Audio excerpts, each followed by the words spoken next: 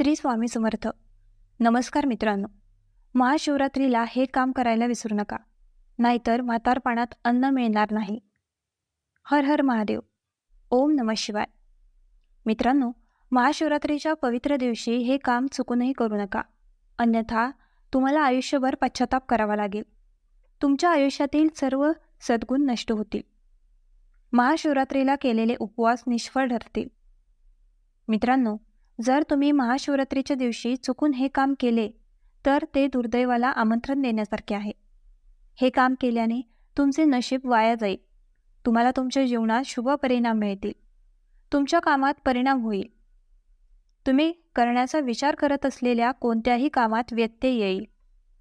होय मित्रांनो, तुमच्या घरात गरिबी पसरेल, अलक्ष्मी घरात राहील आणि माता लक्ष्मी तुमच्या दारातून परत येईल, ज्यामुळे संपत्ती, मानसिक ताण आणि आरोग्याच्या समस्या निर्माण होतील. तुम्हाला महादेवाची कृपा मिळणार नाही आणि तुम्ही सद्गुणांऐवजी पापाचा भाग व्हाल. कारण मित्रांनो, प्राचीन काळापासून महाशिवरात्रीच्या दिवशी हे काम करणे खूप अशुभ मानले जाते. तर जर तुम्ही हे काम करत असाल, जर तुम्ही लग्न करणार असाल तर लग्न थांबवले जाईल, अडथळे येतील, घरात शांतता आणि आनंद राहील. होय, घरात कोणत्याही कारणाशिवाय भांडणे होतील. तुमचे नशीब कमकुवत असेल, ज्यामुळे तुम्हाला नशिबाचा पाठिंबा मिळणार नाही आणि तुमच्या मनात नेहमी अस्वस्थता राहील.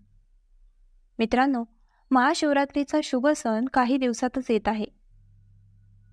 मित्रांनो, महाशिवरात्री हा हिंदू धर्मातील एक अतिशय महत्त्वाचा सण मानला जातो.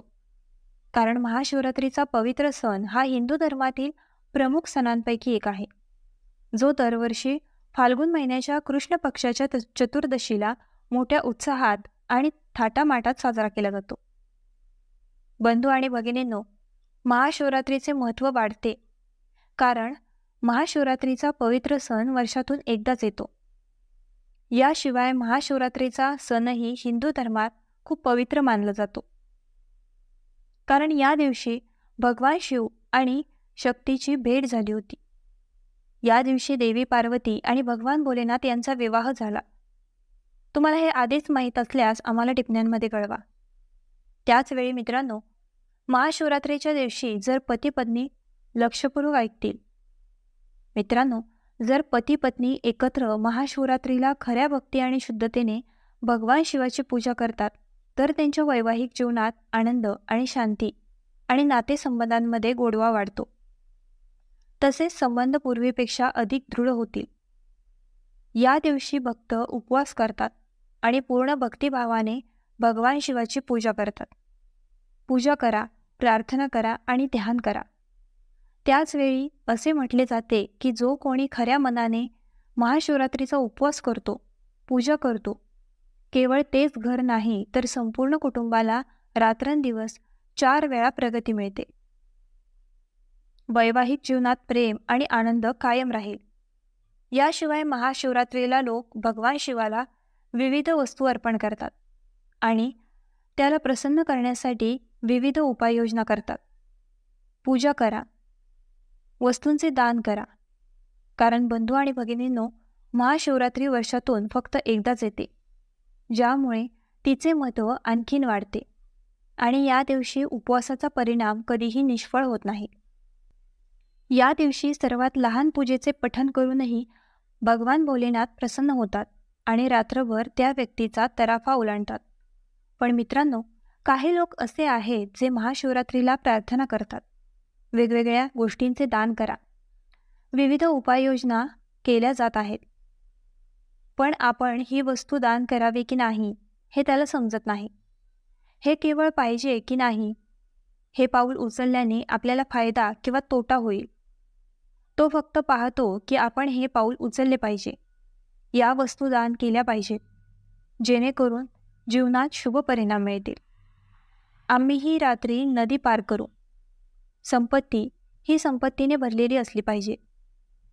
तुम्हाला तुमच्या आयुष्यात कोणत्याही समस्यांना सामोरे जावे लागणार नाही. भगवान भोलेनाथ आणि माता पार्वती यांचे आशीर्वाद मिळो आणि आपले जीवन आनंदमय राहो. नशीब बळकट राहील. पण मित्रांनो, तुम्हा सर्वांना सांगा की शास्त्रामध्ये अशा काही कामांचे वर्णन केले आहे जे महाशिवरात्रीच्या दिवशी चुकूनही केले जाऊ नये. नाहीतर तुमचे आयुष्य नरकासारखे होईल. हे काम तुमचे नशीब गिळंकृत करेल, पैशांचा ओघ थांबेल, व्यवसायात कोणतीही वाढ होणार नाही, नोकरीत अडथळे येतील, केलेली कामे बिघडेल आणि घरात कोणत्याही कारणाशिवाय भांडणे होतील. घरात नकारात्मक ऊर्जा राहील. तुमच्या घरात भूक, रोग, कंगाली वाढू लागतील. हे का होत आहे हे तुम्हाला कळणारही नाही आणि तुम्ही हळूहळू दुःखी होण्यास सुरुवात कराल. कुटुंबातही आनंद आणि शांती राहणार नाही. कारण मित्रांनो, ही कामे प्राचीन काळापासून खूप अशुभ मानली जातात आणि ही कामे करणे हे नशिबाला आमंत्रण देण्यासारखे आहे. अशा परिस्थितीत मित्रांनो, या व्हिडिओच्या माध्यमातून मी तुम्हा सर्वांना सांगणार आहे की 2026मध्ये महाशिवरात्रीचा पवित्र सण कधी साजरा होईल, प्रार्थना करण्याची शुभ वेळ कोणती आहे, तो कोणत्या दिवशी आयोजित केला जाईल, त्याचवेळी महाशिवरात्रीच्या दिवशी उपवास केव्हा करावा आणि कोणत्या क्रिया विसरू नयेत हे देखील सांगितले जाईल. तुम्हाला फक्त व्हिडिओ काळजीपूर्वक पाहावा लागेल आणि काळजीपूर्वक समजून घ्यावे लागेल की प्रभूची कृपा हिरावून घेतली जाऊ शकते. तुमच्या संपत्तीचा आशीर्वाद लगेच थांबू शकतो, कारकिर्दीत अडथळा येऊ शकतो आणि तुम्ही केलेले काम बिघडू शकते. आणि आमचे काम कशामुळे बिघडत आहे हे देखील तुम्हाला कळणार नाही. कारण मित्रांनो, तांदूळ हे आनंद, शांती आणि समृद्धीचे प्रतीक मानले जाते.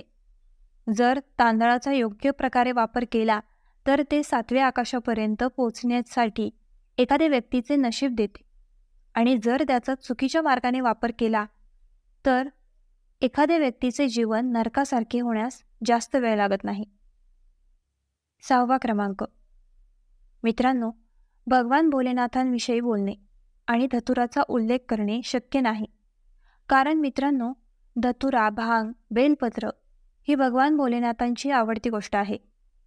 या प्रकरणात शिवलिंगावर भगवान भोलेनाथ यांना भांग, धतुरा, बेलपत्र अर्पण केले जाते, ज्यामुळे भगवान भोलेनाथ अत्यंत आनंदी होतात आणि साधकाला त्याच्या अमर्याद कृपेने आशीर्वाद देतात. पण मित्रांनो, तुम्ही भगवान भोलेनाथाला धतुरा अर्पण करू शकता, परंतु त्याचे सेवन करण्यास मनाई आहे. तुम्ही त्याचे सेवन करू नये, कारण शिवपुराणानुसार धतुरा विषारी आहे आणि तो केवळ शिवलिंगावर अर्पण करण्यासाठी योग्य मानला जातो. अशा परिस्थितीत भगवान महादेव यांना हा भोग अर्पण करण्याचे कारण म्हणजे ते नीलकंठ आहे. कारण त्यांनी समुद्रमंथन करताना विष प्यायले आणि ते त्यांच्या गळ्यात धरले. पण हे विष मानवांसाठी खूप धोकादायक असू शकते. जर कोणी नकळत धतुराचे सेवन केले तर त्याला आरोग्याच्या गंभीर समस्या उद्भवू शकतात आणि त्याचे सेवन केल्याने मानसिक ताण देखील वाढू शकतो. क्रमांक 7. बंधू आणि भगिनींनो, शंख ही अशी गोष्ट आहे जी घरातील नकारात्मक ऊर्जा दूर करते आणि सकारात्मक ऊर्जा आकर्षित करते. याचा वापर विशेषतः पूजापटनातही केला जातो आणि शंखनादामुळे परिसर शुद्ध होतो आणि भगवान विष्णूची कृपा आकर्षित होते. त्याच वेळी मित्रांनो, तुम्ही मंदिराच्या पूजेनंतर शंख वाजवताना पाहिले असेलच.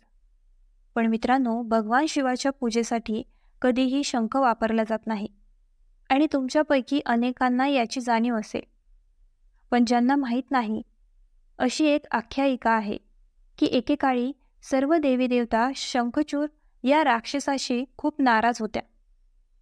त्यानंतर भगवान शिवाने त्रिशूळाने राक्षसाचा वध केला. असे केल्याने त्याचे शरीर जळून गेले आणि त्यातून शंख तयार झाला. त्यामुळे भगवान शिवाच्या पूजेत शंख वापरला जात नाही. अशा परिस्थितीत बरेच लोक असे करतात की महाशिवरात्रीसारख्या शुभप्रसंगी ते शंखातून शिवलिंगाला पाणी अर्पण करतात. पण असे करणे ही तुमची सर्वात मोठी चूक असू शकते. यामुळे तुम्हाला सद्गुणांऐवजी पाप वाटेल आणि भगवान भोलेनाथ देखील तुमच्यावर रागावू शकतात, ज्यामुळे तुम्ही प्रार्थना आणि उपवासाच्या फळांपासून वंचित राहू शकता. 8वा क्रमांक, काळा पोशाख.